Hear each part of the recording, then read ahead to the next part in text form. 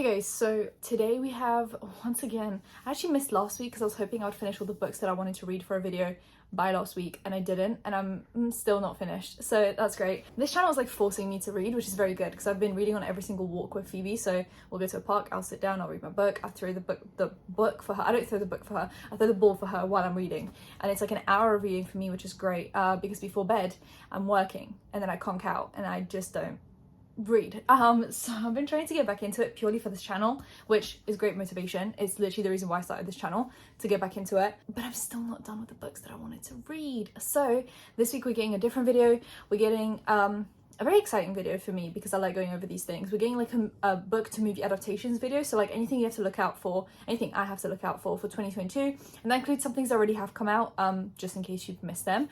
I think it's just really fun. I love when my favorite books become movies, but I also love when a movie pops up and I avoid all spoilers at all costs so that I can quickly finish the book so I can watch the movie. It like almost inspires me and motivates me to read. Anyway, my drama channel, my beauty channel, and my podcast will be in description, so you can consume all of that content if you want. Subscribe to the bell, like, comment for engagement if you want more book content, and let's just get into it. I'm mainly gonna do like YA/romance, but there are also some other books that are not YA or romance that look quite interesting, but that's mainly like my vibe right now, is like romancy YA stuff. So let's get into it. 365 Days This Day, which is obviously part 2 of 365 Days, which is a Polish author. It's kind of like a Polish 50 Shades of Grey, if that's something you're into. I haven't read the books in any language. I could have read them in Polish, but I haven't read them in any language, and I don't really intend to. It's not really a story that I'm like super invested in. I'm actually currently watching 365 Days This Day, and it's like, I'm gonna go out on a controversial whim here and say that actually 50 Shades of Grey was a little bit more enjoyable for me. Like, it was just, there was a little bit more plot, but like if you don't want plot and you know what you're going in for, here it is. But anyway, this has come out, it was April 27th on Netflix, and I'm just watching it now, and it's taking me a few tries. I keep on pausing it and playing it and I keep on doing my thing, but anyway, and I'm assuming they're gonna get part 3 because I'm pretty sure it's a 3-part book. But anyway, that's already come out. Then we have Sarah Dessen, Along for the Ride, which looks really, really good, and it's already come out on Netflix literally a few days ago. I added it to my list and I was like, oh, this looks quite nice. Turns out it's a book to movie adaptation, which is even better because then I can read the book, and then having it on my list on Netflix is going to just motivate me to do that. So I actually want to read this book desperately. I'm actually using this video to collect like a list of book to movie adaptations that I haven't read yet, so that I can add them to my list and watch them, and read them before the movie comes out. And it feels like a little challenge. I might actually do a video on that, just like reading popular book to movie adaptations. So anyway, I really want to read Along for the Ride. Let me know if you've enjoyed it. The synopsis is, it's been so long since Auden slept at night, ever since her parents' divorce or since the fighting started. Now she has a chance to spend a carefree summer with her dad and his new family. A job in a clothes boutique introduces Auden to the world of girls, their talk, their friendships, their crushes. She missed out on all of that, too busy being the perfect daughter to her demanding mother. Mummy issues. We love to see it. We love the representation. Then she meets Eli, an intriguing loner and fellow insomniac who becomes a guide to her nocturnal world of the town. A little nighttime perusing. Love that. This is giving me slight like angsty Tumblr days, like Wattpad days, but in like a really good refined way. Like I've been feeling so nostalgic over Tumblr days, and I know that I'm seeing it through rose-tinted glasses because it was an awful time for my mental health, and it was not the best place to like grow up on the internet. But I'm feeling so nostalgic about it that I just want that in like the healthiest way possible. Like I just want that. Like I want the clothes and I want like the books and the movies to feel that in like a really positive, non-mental health destroying way. So I'm like really into like all the angsty books and like all the angsty movies, and I'm just really into it right now. So this sounds perfect for me. This sounds like Paper Towns. This sounds like just like the angst of back in the day. I don't know, I think this would be really cool. Together they embark on parallel quests for Auden to experience the carefree teenage life she's been denied, for Eli to come to terms with the guilt he feels for the loss of a friend.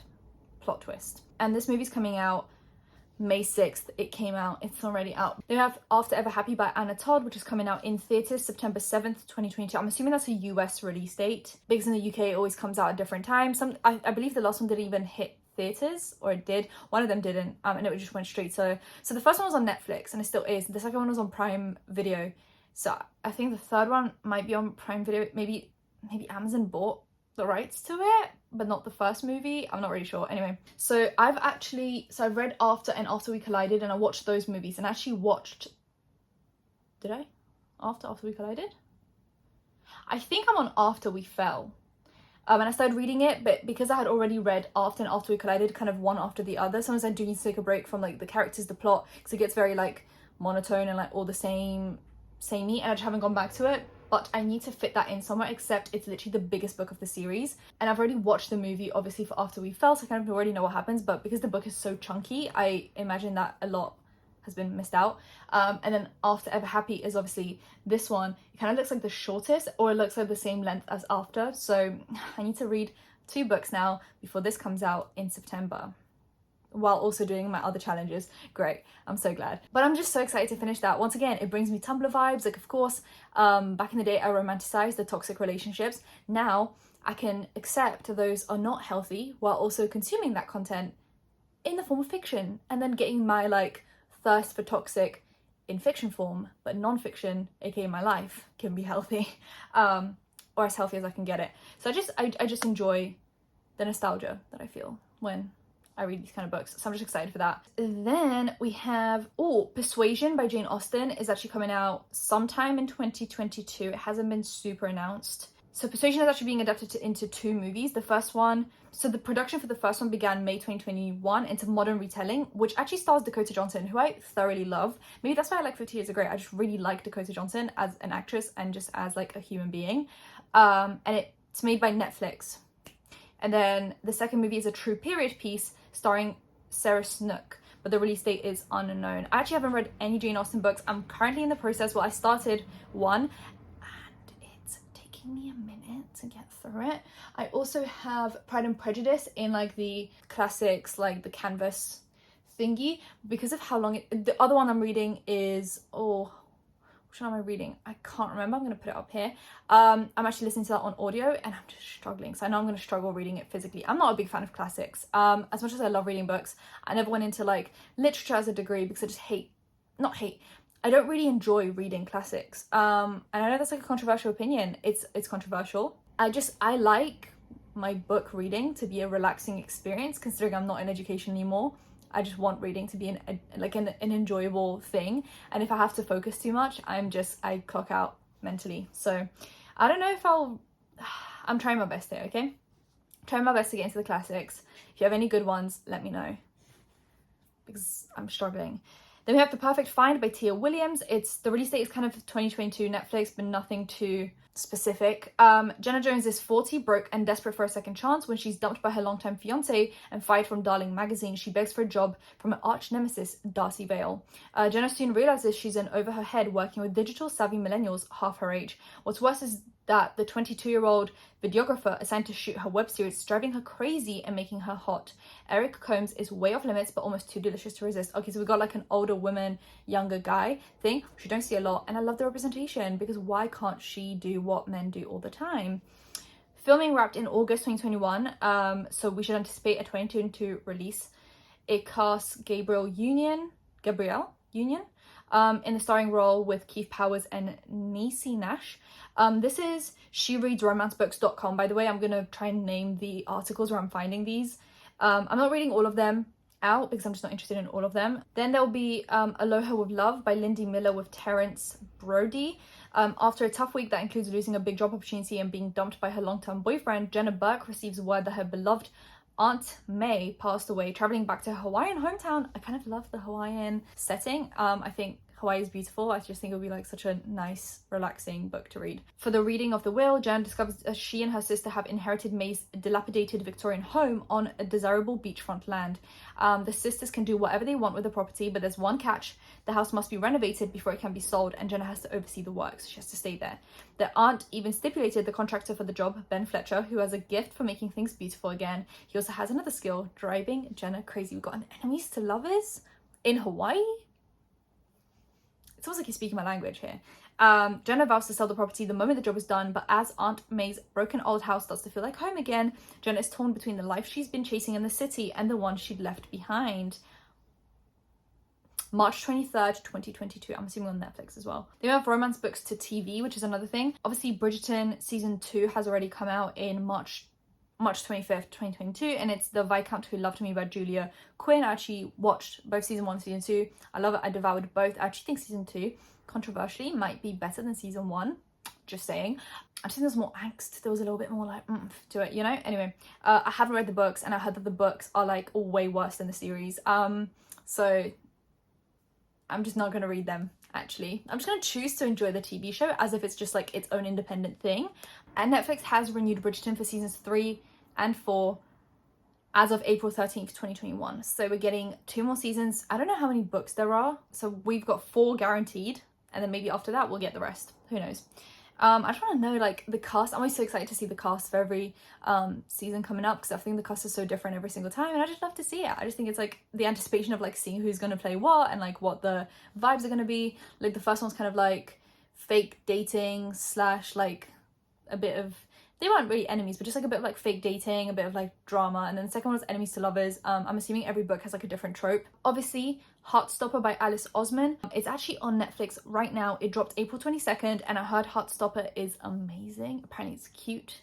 Apparently it's a graphic novel, which is great. I love graphic novels. You guys know this. I think they're like an easy way if you're in a slump to kind of get back into it. And I heard this is like a very positive series, which is good sometimes, because sometimes if you're in a slump and you're like reading a bunch of like negative, heavy stuff, you're a bit like, where do I go from here? I'm stressed. Anyway, so I haven't heard much about the series other than the fact that it's like amazing and you should read it, essentially. I just haven't gotten around to it. I think I had it in my like basket for a really long time, and because I was buying so many books, I was like, okay, I need to slow down and then like get back into buying books once I've read a few. So here's the synopsis.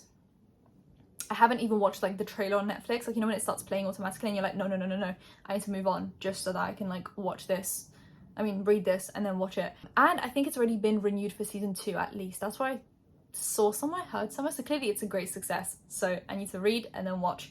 Shy and soft-hearted Charlie Spring sits next to rugby player Nick Nelson in class one morning. A warm and intimate friendship follows, and that soon develops into something more for Charlie, who doesn't think he has a chance. So it's a friends to lovers. Yes, that would make sense, Angelika. But Nick is struggling with feelings of his own, and as the two grow closer and take on the ups and downs of high school, they come to understand the surprising and delightful ways in which love works. This 4-part, so it might actually end up being 4 seasons if they do 1 per book. Young adult LGBTQ+ queer romance graphic novel is now a series on Netflix that explores love, friendship, loyalty, and mental illness. With initial reviews being off the charts, perhaps there is a chance for season 2. Okay, that sounds really good. I'm not even gonna watch the trailer. I'm not seeing anything. I'm not hearing anything. The Flat Share by Beth O'Leary, and I actually read this book and I think it was kind of disappointing in my opinion. I just don't think it was anything super special. I think the concept was a little bit like, yeah, like it kind of made sense, but also not really. I don't know. It just wasn't my favorite. I actually read it on audiobook, and it was Carrie Hope Fletcher, this YouTuber that I used to watch when I was a kid. I actually have a picture with her on like an old phone somewhere. I don't know where it is because I met her literally in like a local shopping center. Anyway, I basically just listened to it because of the Carrie Hope Fletcher situation. I just really didn't. I checked out mentally a lot during that book, but it's coming out sometime in 2022 on Paramount Plus, which I don't think I have. So either way, I'm probably not going to watch it. But essentially what the story is, Tiffy Moore needs a cheap flat and fast. Leon Twomey, I can't remember how his surname was pronounced in the book, works nights and needs cash. Their friends think they're crazy, but it's the perfect solution. Leon occupies the 1-bed flat while Tiffy's at work in the day, and she has the run of the place the rest of the time. So essentially because he works night shifts and she works day shifts, they just swap over and they like never meet, but they just leave each other like post-it notes. I actually don't know anyone that would do this in real life. Like I feel like you would put 2 beds in, like 2 single beds, and she like really tight on cash, of course, but I just feel like this is such an unrealistic, like this usually like really realistic and then semi-realistic, and there's like verging. This is like very unrealistic. Like I would be terrified that I'll get murdered, you know.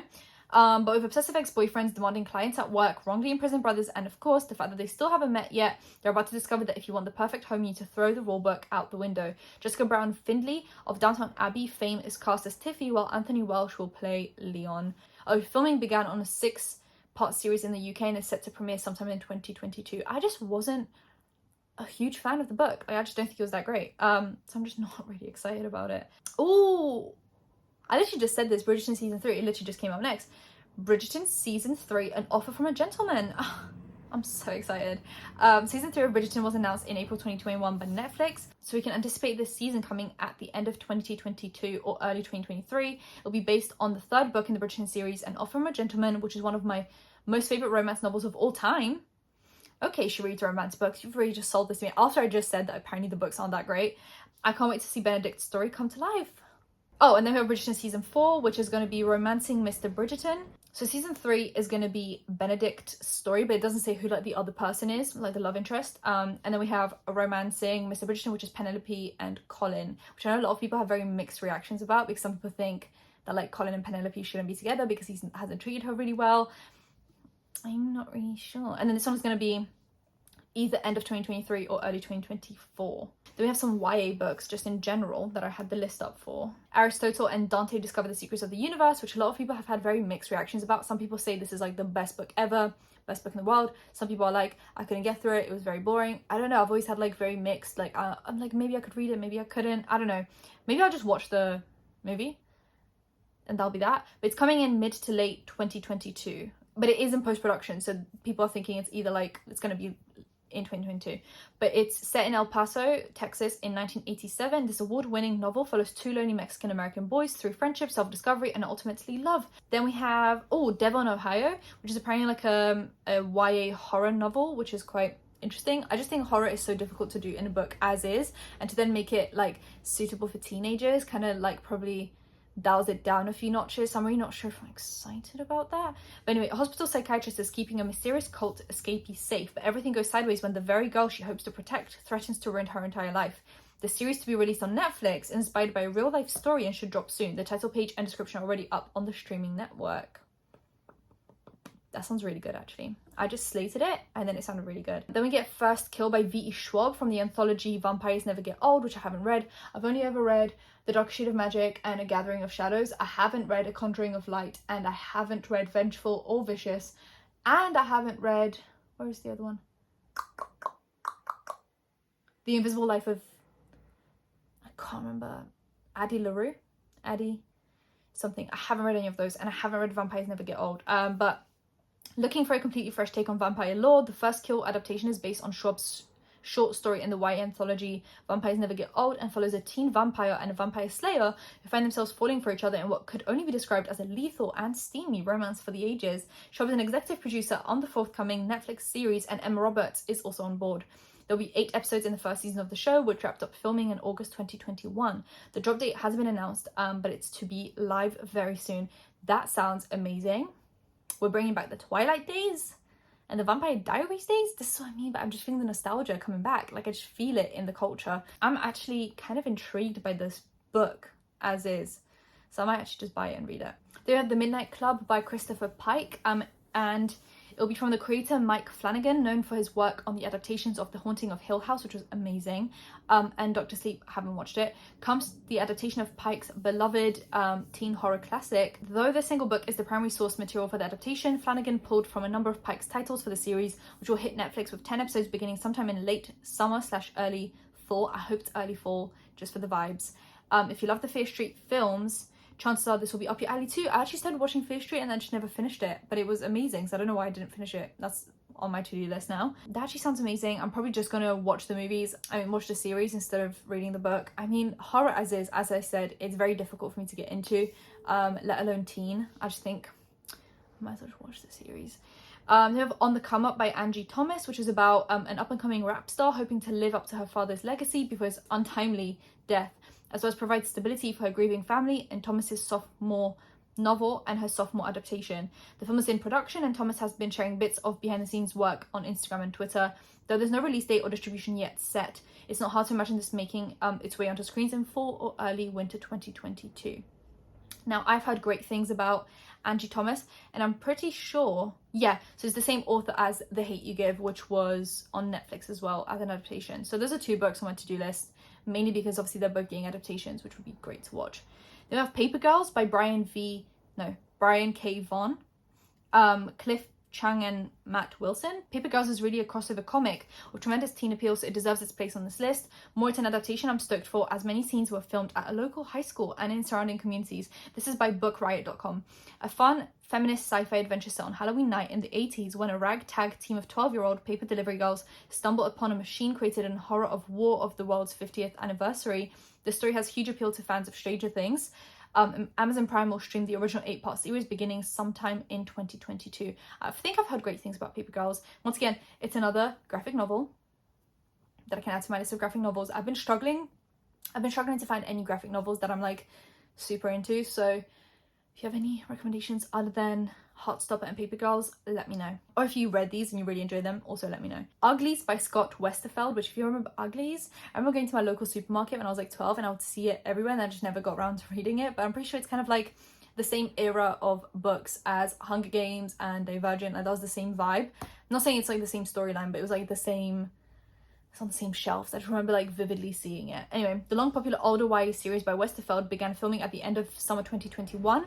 Set in a world where a standard operation removes physical differences in order to make everyone pretty, has kept readers hooked long enough to not only keep the series in print, but to bring about a spin-off series, The Imposters. It'll be fascinating to see how this one plays out on the screen to contemporary audiences. Joey King is adapting the book for Netflix, which is set to wrap up production in January. A late 2022 drop is not out of the question. I'm probably not going to get around to the series because it's so old as well. So old. It's quite old. It's quite an old series. I don't know. I just feel like that's not really my vibe anymore. Like my vibe of genre of reading. But I would definitely be down to watch the Netflix show. Vampire Academy series by Rochelle Mead. If Vampire Academy sounds familiar, not only is that because of the popularity of the book series still, but because it was made into a feature-length film that hit theatres in 2014 to lukewarm reviews and reception. The new series will land on Peacock, which ordered the show in early 2021, and with filming about under wraps, it will likely hit the streaming service in 2022.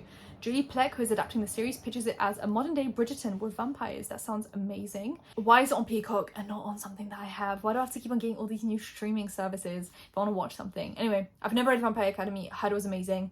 I haven't watched the 2014 adaptation, heard it was awful. So I'm actually kind of excited for this. I think it would be like, I think it would be good. And then we have 14 book-to-screen adaptations to catch in 2022 by Time. I should remember to say at the start this time what the article is. Let me just see what they have on here. Conversations with Friends.